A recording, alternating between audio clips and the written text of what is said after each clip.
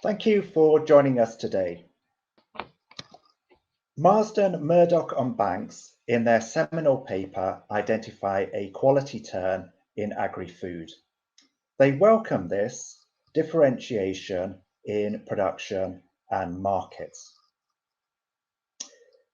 Their work has influenced many others who have traced alternative food networks and a quality turn around the world. And that's been particularly influential within rural geography circles. However, as the late, great Professor Philip Lowe said, never trust a rural geographer. Clearly, there are many reasons why one should not trust a rural geographer, but he identified two: a tendency to look at the world as one expects it to be, and also how one wishes it to be, what psychologists would call confirmation and desirability biases. Other experts like Angela Truggia and Eric Matisse also identify a lack of precision in this quality turn and alternative food network literature.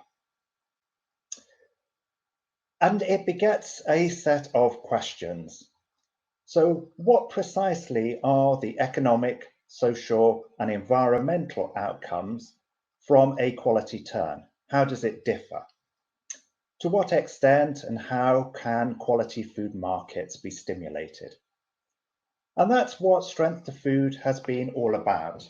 We've tried to answer those questions and contribute to the state of knowledge. So Strength2Food has been a 5-year integrated research and innovation project funded by the European Union. We've looked at 3 main manifestations of this quality turn. So we've looked at food quality schemes, which includes geographical indications like protected designation of origin and protected geographical indication, PDO and PGI, as well as organic. We've also looked at public sector food procurement and short food supply chains. Regarding food quality schemes, what we've asked is how do the economic, social and environmental outcomes of them differ when compared against comparable non-certified conventional production? For public sector food procurement, we've been interested in what changes economically, socially, nutritionally, and environmentally when there is a movement from tendering based purely on the lowest cost to also incorporating organic and local requirements within the procurement.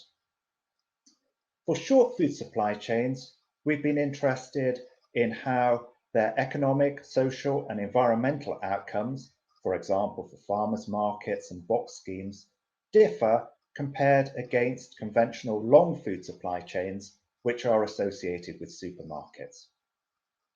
To undertake this work, we've conducted a whole host of case studies and econometric analysis of secondary data. In addition to work on the supply side, we have conducted qualitative and quantitative research with consumers. In undertaking our work, we also identified a number of problems which beset quality food markets. And together with our non-academic partners within the Strength2Food project, we have worked at looking at solutions to these common problems. So, for example, how to improve the quality and uptake of school meals, how to increase sales of local foods in supermarkets when they may be more expensive, to think about how the GI registration process can be improved to ensure that those newly registered geographical indications are more viable in the long term, to think about how to stimulate short food supply chains for fish, to improve producer cooperation and marketing, and also to think about how farmers' markets can face the future and deal with the digital age. In having conducted our work, we have developed a set of tools, and these tools are freely available from the Strength2Food website. So, to measure social economic and environmental impacts, we developed a set of 25 indicators, and we have a tool for measuring those and comparing them against comparable conventional production. We also have a specialist tool for measuring local economic multiplier effects. There are two tools which relate specifically to public procurement. The first one, a meal analyzer tool, looks at carbon emissions, plate waste, and local economic impacts. And it's designed as a diagnostic tool for actors in the public and private sector which are dealing with public procurement. We also have a school level tool for the design of menus to try and think about nutritional requirements, but also cost considerations and supplier management. Some of our qualitative research is showcased in an ethnographic field gallery of household food practices. From the project, we've also developed a set of educational resources for use by teachers, parents, school cooks, and children, and some of those resources were developed and used within our experimental work within schools. And finally, regarding tools, we've developed a MOOC which synthesizes and brings together all of the project findings. Anyone can register for the MOOC, work through the units, contribute to the debates and discussions, and on completion, gain a certificate. So what have we found from the project? In subsequent sessions today, we're going to look in greater detail at the methods used, the statistical analysis, the countries covered. But here I'm just going to focus on the key headline findings from our research. Let's start first of all with food quality schemes. If we look at our GI products, so PDO and PGI, we find that compared to comparative non-protected equivalent products, they generate higher margins for producers, and also because production cannot be easily outsourced from the Code of Conduct area, it leads to better paying jobs and also higher local economic multiplier effects. Those positive social economic outcomes are also evident for organic.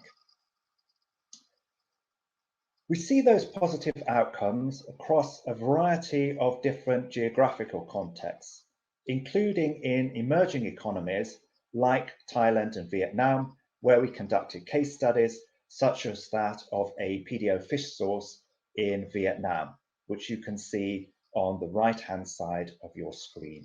So we measured the fish source against comparable non-protected fish source on a set of indicators, economic indicators like price and operating margin, social indicators like the labour to product ratio and bargaining power. We compare our PDO product, which is in the bars, against the comparable non-protected product, which is marked by the black circle. If the PDO has superior returns and superior impacts, then the bar is outside of the black circle. If the returns are less, then it is within the black circle. And those positive economic and social outcomes were pretty uniform across our cases. The econometric evidence indicates that GIs operate as an export promotion device, so they can help capture high quality markets and force rivals into the commodity end of the market, which is more price-based. The evidence to date also indicates that GIs are subject to lower price volatility, which is a particular problem in commodity food markets, and also lower asymmetric price transmission, indicating a greater degree of bargaining power. However, not everything is rosy, and we identify three problems which we've been working on. The first is that while some of the more recently registered products, which tend to be in the new member states from Central and Eastern Europe, are working well in terms of their GIs. Unfortunately, many have failed to achieve their expectations. We identify a specific problem in that some of those new registrations of GIs has been through a top-down administrative process, which hasn't given sufficient regard to commercial and marketing realities. So there hasn't been sufficient consultation with end users and with retailers. And we've been looking at how the registration process can be reformed and more effective training to developing registration consortia to improve outcomes. A second issue is that while some PDO and PGI products which are linked to traditional methods generate improved environmental benefits compared to non-protective alternatives, that for many products, when we compare the GI and the non-GI equivalents, their carbon and water footprints are similar. A third issue concerns the consumer side. So the majority of European consumers do not recognize the PDO and PGI labels, and even fewer understand them and use them within their decision-making and purchasing behavior. It's important to note, however, that all of these three problems can be reduced. So, for example, regarding consumers' recognition, while they do not recognize the labels, consumers' attitudes towards the principles which underpin PDO and PGI is strong. Through our work on labels, we identify that there are a number of regional and national food quality scheme labels which do achieve high degree of recognition and trust and influence consumer behavior. So the notion that consumers reject or ignore all food quality labels is not the case. And we've worked looking at the EU organic green leaf logo, at what makes for a good food quality scheme logo and how they can be modified to improve consumer outcomes. Let's turn now to public sector food procurement. Here we identify that local sourcing systems, which are using local products and employing local people, not surprisingly generate higher local economic multipliers and also have higher community engagement benefits. For small-scale producers which are focused on quality foods, such local and organic procurement can provide important opportunities for them to develop and grow their businesses. Work in Serbia suggests that organic producers are willing to come together and to cooperate to win public sector food procurement tenders, but they need help to get established and to form appropriate governance structures. It's important to note that a couple of the main problems which face public sector food procurement are largely independent of whether organic or local requirements are included within the tendering process. The first of those issues is to do with the high level of plate waste. So plate waste is food which is put onto children's plates within a school meals environment and is never eaten. And we find that across our different countries and cases studied, that the level of plate waste is around 30%. So it's a very high degree of waste. And that's something which is not unique to low-cost models of food procurement. It also affects organic and local-based systems as well. However, our work in schools in Croatia demonstrates that plate waste can be reduced substantially. It can be done so through improvements to the layout and extending meal times, through clever portion size control and meal planning, as well as the engagement of staff and educational resources. The second issue regarding public sector food procurement is that when we look at the carbon footprint of it, it largely depends upon the level of ruminant meats rather than the nature of the procurement model. Our work in Serbia suggests that it is possible through reducing the amount of red meat which is on the menu to shift towards organic fruit and vegetables at only a very modest increase in the cost of the public sector food procurement.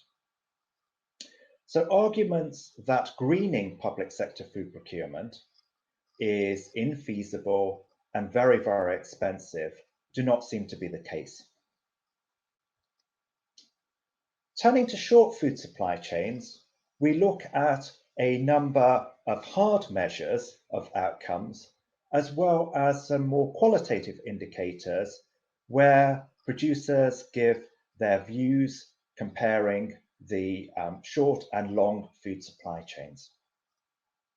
Here we find that a larger proportion of the added value is captured in the case of short food supply chains against long food supply chains. And you can see the example of the price premium on your screen. So it's a substantial difference, and that also filters through to gross and net margins. When we ask producers to compare short and long food supply chains, they say that short food supply chains gives them greater bargaining power, higher trust, better relationships with end consumers, and overall a greater degree of satisfaction. The main problem which faces short food supply chains is that many are small scale in nature. So for the majority of producers, they cannot rely solely on serving short food supply chains, that they must also engage with long food supply chains as well to reach a certain level of scale and viability. Many short food supply chains suffer from having a limited consumer base, which is aging in nature. We've tried to look at ways of increasing the sales of short food supply chains, but also local foods through longer supply chains, so through supermarkets. The latter has been done in cooperation with Consume, one of our non-academic partners, which operates supermarkets throughout the Balkans. And here we've identified that aide-memoire point of sale materials, reminding people of the benefits of local foods, can be successful at increasing sales of local foods when competing against cheaper imported equivalents. And that works across all the different consumer segments.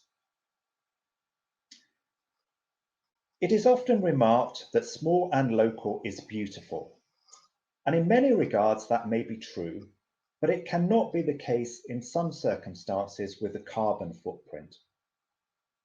So short food supply chains may generate a lot of dedicated car journeys and also the movement of products around in small quantities. And that may generate greater carbon emissions than long food supply chains characterized by centralized distribution. So we've been looking at ways of cutting the carbon footprint of short food supply chains through collaboration in logistics by producers, and also looking at digital ordering systems. So we identified that upscaling short food supply chains depends on identifying and then overcoming various barriers to engagement. Those barriers vary depending upon the nature of the short food supply chain. So in some cases, it's about how to increase convenience. In the case of underutilized fish species and seafood case, it was trying to overcome strategies to deal with neophobia. So the fear of the new, the fear of untried fish and seafood. And that was a barrier both on the consumer side, but also within the hospitality sector as well. So we've been looking at ways at reducing that psychological distance to fish and seafood, which is novel to individuals. And we demonstrate a number of ways in which that neophobia can be overcome. So what can we conclude from our research? Well, first of all, we can say that overall efforts to grow food quality schemes, improve the quality of public sector food procurement, and stimulate short food supply chains does lead to meaningful economic, social, and environmental benefits. There are problems which are encountered with this quality turn and establishing alternative food networks, but our research indicates that these can be ameliorated and reduced. So collectively, I hope that you will be able to see that there is more good news than bad news surrounding a quality turn and alternative food networks. So maybe at long last, it is time to trust a rural geographer. Thank you.